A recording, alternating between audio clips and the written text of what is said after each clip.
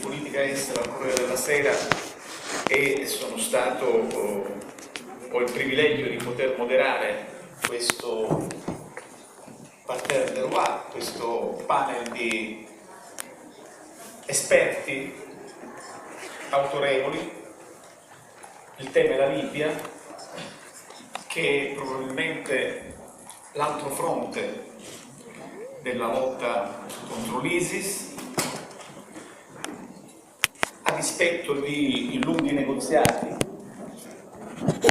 La Libia continua a essere preda di una sanguinosa guerra civile, non si è riusciti a trovare una via efficace, praticabile fuori dalla crisi. Due parlamenti, molti players, potenti forze nell'ombra che guidano i protagonisti sul campo, una situazione politica caotica nella migliore delle descrizioni, nella più benevola delle descrizioni, una situazione della sicurezza disastrosa, aggravata soprattutto dall'incistarsi di una presenza dell'ISIS che ormai controlla la città di ISIS-Daesh, che ormai controlla la città di Sirte e che rischia di espandersi. Insomma, il futuro della Libia come uno Stato singolo è seriamente messo in discussione. È chiaro che la Libia è stata anche una fonte di instabilità per tutti i paesi europei. Sappiamo che la Libia è stato uno dei transiti più grossi del flusso di immigrati, dell'immigrazione illegale. E sul sfondo di questo scenario abbiamo il tentativo di la mediazione sotto l'egida dell'ONU, prima condotta da Bernardino Leon, adesso passata nelle mani del mediatore tedesco, che non riesce a chiudere un accordo in grado di essere praticabile e accettabile da tutte le parti. In che modo la comunità internazionale può aiutare a raggiungere una soluzione politica condivisa per il futuro della Libia? Quali sono le proposte e le iniziative che possono contribuire a unificare e rafforzare le istituzioni del Paese? In che modo, ovviamente, sradicare quella che sempre più si profila come una sorta di nuova testa di ponte, se non addirittura come una possibile nuova roccaforte dell'ISIS in Libia.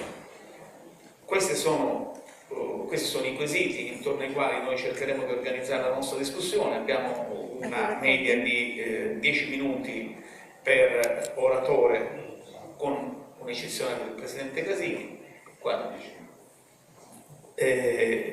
Presento brevemente i partecipanti, ovviamente per Ferdinando Casini, Presidente della Commissione Affari Esteri del Senato, Karim Mesran, che noi abbiamo conosciuto a Roma come direttore del Centro di Studi Americano e che oggi è un Senior Fellow dell'Atlantic Council, Alison Pageter, analista specializzata nel Nord Africa della Royal United Service Institute di Londra, Andrea Teti, che oltre a insegnare all'Università di Aberdeen è il coordinatore dell'Arab Trans, del consorzio Arab Trans, e che probabilmente ci porterà dei dati molto importanti frutto di sondaggi che Arab Trans ha condotto nei paesi arabi.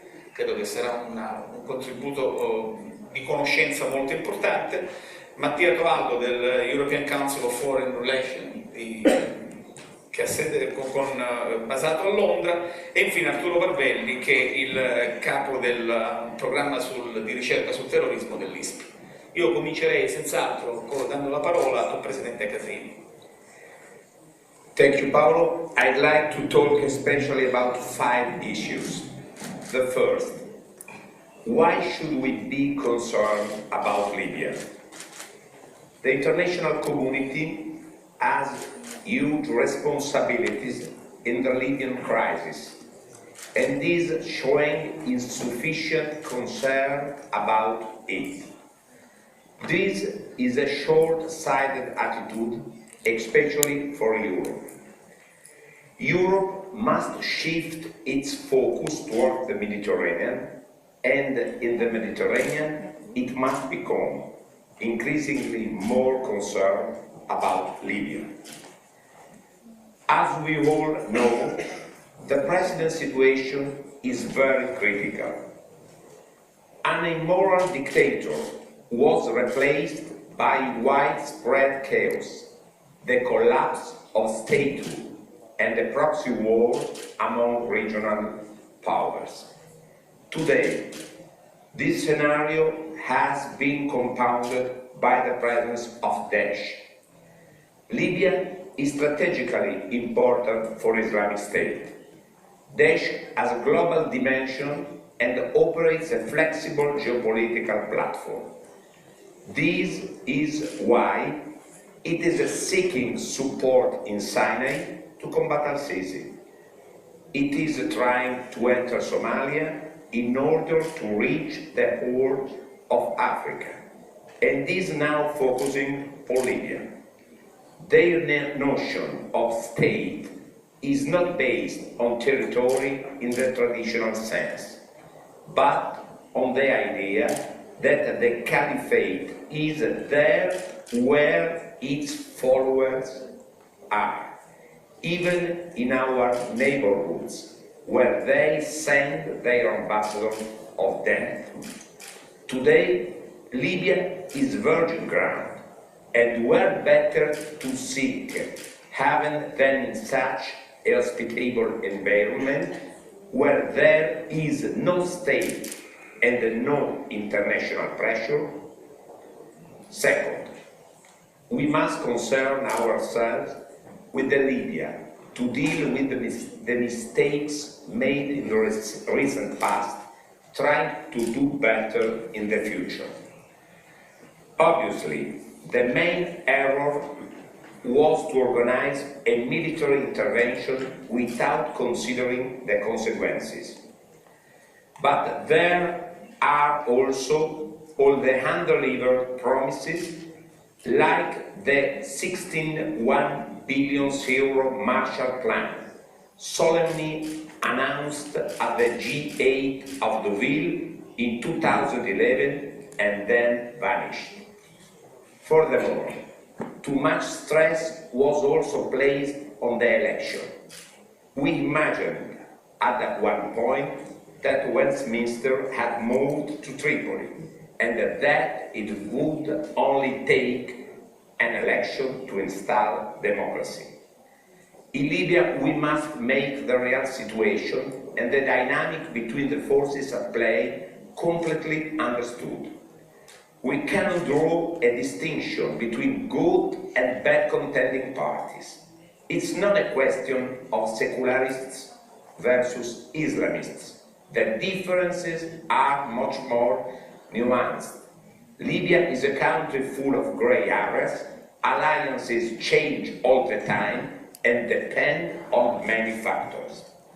The war on terror cannot be used to label as a terrorist anyone who does not agree with us. The international community must avoid falling into this trap. In Libya, there are not major sectarian divides. Unlike Syria or Iraq, religious allegiance could become an element of national identity, a factor of national unification.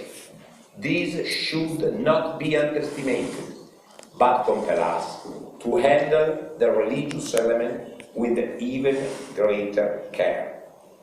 If we don't avoid demonizing the Islamic element in itself, we would risk driving all Islamic forces into the clashes of terrorists. 3.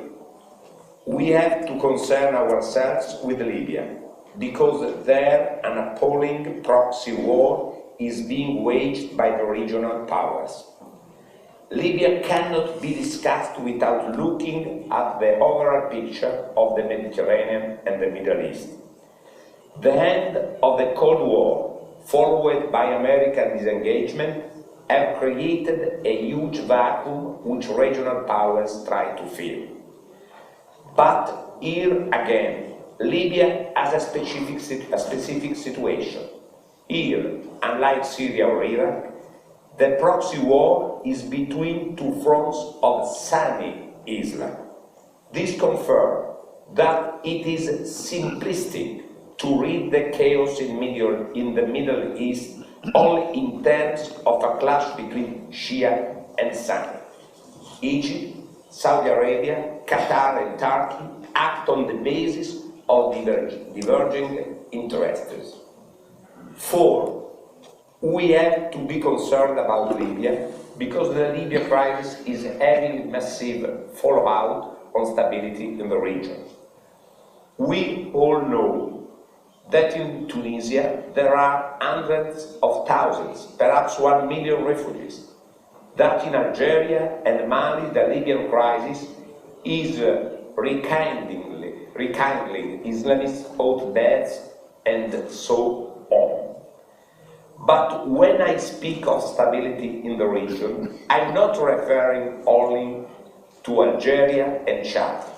The region for me means the Mediterranean and therefore Europe. I don't want to preempt the session on carbon migration, but I'll just say that the chaos in Libya poses a threat to the stability of Bamako, the capital of Mali, but also, albeit in different ways, of course, the capitals of Europe. It is creating a crisis in European ports of call, such as Athens, Valletta, Rome, in European final destinations, such as Berlin and Stockholm, but also in the European Union's capital itself, Brussels. 5. What must be done now? Let me say at once, what must not be done? We must not wage war in Libya. War in Libya would be the best possible gift we could make to the caliphate. Our first objective must be to get a ceasefire agreement signed by the parties to the conflict and to establish minimum security guarantees for the Libyan people and international operators. On this, the international community must redouble its efforts without the hesitation and lapses of style of the past. This is an essential stage which must involve all the Libyan factions but also all the countries, bringing influence to bear on the situation. Neighboring states, the Gulf monarchies and Russia. What made the Vienna negotiations different from the recent past was the presence around the same table, albeit reluctantly, of Iran and Saudi Arabia. This model must be replicated for Libya. What could really make the difference is to have a credible partner from the Libyan side, i.e. an inclusive national unity government. It's clear that we must restore a minimum level of stability in Tripoli to be able to conclude an effective agreement, firstly, in the matter of combating migration. Otherwise, the strategy laid down in Valletta could well turn out to be a disastrous failure. The Italian Parliament is ready to play its parts, not only by supporting our government in its peace-making efforts, but also by contributing to the emergence of a new generation of Libyan leaders and civil servants by providing training programs and exchanges of experience. And at this time, Europe must play a role. 20 years after Barcelona, huge failures in Mediterranean development assistance policies, it is a challenge that the European Union cannot afford to lose. Here again, we must ensure that we achieve good from evil, so that the Libyan crisis can become an opportunity to reassert the centrality of the Mediterranean, which has many untapped resources, including, most notably, energy. One final remark on culture. We must launch a huge cultural offensive to bring together the two shores of the Mediterranean. What is needed now is a full-fledged Mediterranean Erasmus project to give a fresh boost to the project for student mobility with the southern shore of the Mediterranean, which are still too patchy. Since 1987, the Erasmus program has involved almost 3 million European students, thus facilitating an unprecedented exchange and intermingling of Europe's young generation outside our national borders. We now have to do the same with the Mediterranean. We must look beyond the sea. Thank you.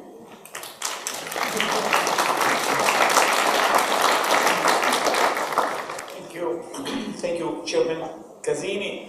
A very comprehensive and scary picture indeed. I would like to give the floor to Andrea Teti, who can also give us some food for thought concerning his polls that have been conducted in several Arab countries. Well, I first of all like to thank Il Ferdinando Casini, who I think raises some very interesting, vital points of perspective on how we deal not just with the Libyan case, but more generally throughout the region. And I think he's also right, linking the question of policy directed towards one specific country, in our case Libya, to policies that are directed towards the Middle East as a whole, and connecting them to Europe in this case, but Western countries in general. The big question is how to do this, both in terms of methods, and you were mentioning the Erasmus program, which has been an important instrument, but nonetheless is relatively limited in terms of the kinds of instruments that we have at our disposal. And of course, the European Union has recently published its position paper on how to reimagine the neighbourhood policy as a whole. So tools, but also objectives. And I think that the kind of work that I and our project and colleagues of ours have been doing helps us reflect on precisely what the targets, what the goals can be that we put those methods to use for. Very pragmatically, if we are to organize, Sergei Lavrov was referring to a Marshall Plan recently, and I agree with that. I think it's that level of commitment that we have to embrace. If we are to organize this kind of effort, what are our goals? And I think here information from the polls can be useful, and perhaps quite surprising. I should say, I won't bore you with methodology, but simply to say that these surveys were carried out throughout 7 Middle Eastern countries in the second half of last year, and specifically in Libya in summer. Now, if we ask respondents what they view as the main challenges for Libya, it may surprise you to find, to hear that 87% roughly of people identify the economy as a challenge. A very similar percent, around 86%, identify corruption as a challenge. And security, perhaps surprisingly, rates a lot lower. I think this is, of course, not to suggest that security amongst respondents is not a concern. But it helps us contextualize how important the questions of economic-related questions are.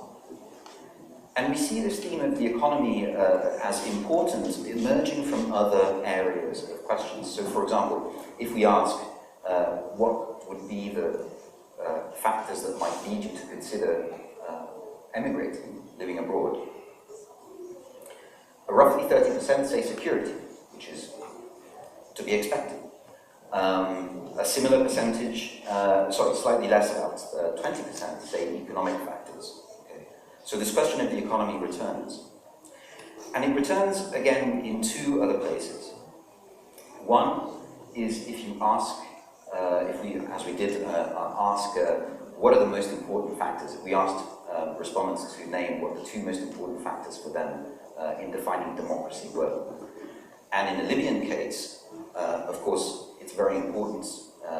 Factors like the ability to change governments through elections turned out to be extremely important. About 27% of respondents indicated that. And I think this is positive because basically it could suggest that people, that this is a forum, a tool that could be used to build a consensus at the appropriate time. But they also said that the economic factors, issues like corruption, issues like development, were equally important. So roughly there is a 50-50 split between factors that we could consider conventionally political and factors that are, on the other hand, economic or somehow material, like corruption. And finally, one of the questions that we asked, of course not just in Libya but across the region, was what can the EU do to help? And there, overwhelmingly, the priority was on development policy. So the picture that emerges from this, and we're, I have to say, at a still relatively preliminary stage of data analysis, so we have to look much more closely at this very rich data set that we have. But the picture that seems to be emerging is that the question of politics, specifically the question of democracy, and the question of the economic, the material, cannot be thought of in separate ways. We have to think about these things together. So this is the data side, and I want to conclude, offer a few concluding remarks with a more general reflection on the kind of conversations that we've had in this forum so far. It's behind us. It's in the slogan of the conference that we should look for a positive future. What does that positive future look like? What is the positive goal of this Marshall Plan that we're arguing for? I think there is a very serious risk, and I have to say I've detected this in the conversations that we've had, that we mistake symptom for cause. I've heard a lot of talk about counter-narratives, about countering the ideology of extremist groups, and that's absolutely correct. But we have to be very clear, not least from the European experience with terrorism, that this, at best, deals with a symptom. What we need to do is think about a Marshall Plan that aims at the causes, and aims at the causes not just of terrorism and violent extremism, but of social fragmentation and radicalization. And again, as you said at the beginning, not just in the Middle East, but also in Europe. This is one of the very sad and harsh lessons that events in Europe have taught us recently. So I think, okay, let's think about de-radicalization. Let's also think about the model, the goals that we're setting ourselves for this Marshall Plan. And then maybe an invitation, which is to say, let's think of this Marshall Plan not only as something that we target for over there in the Middle East, but a logic, an idea, a set of methods that we also aim for in Europe itself. And my much more esteemed colleagues have spoken about Fernand Braudel and several historical precedents. I was thinking, listening to Sergei Lavrov, of Thucydides. Thucydides is normally invoked in the history of the Peloponnesian War to emphasize the role of power politics, the importance of raw military power. But I thought of Pericles' funeral oration, in which at the moment of greatest grief for many Athenians, he reminds his audiences, and those grief-stricken, that the most important source of power for Athens is not its military might, but its cultural, economic, social, and political model. Okay? And it's he tells his audiences that the people who have died in the name of this model, which is a model of openness and inclusiveness, not just politically, but also socially and economically. I think if we can have this, Pericles, as one of the inspirations for this model, that would be a very good start. Thank you.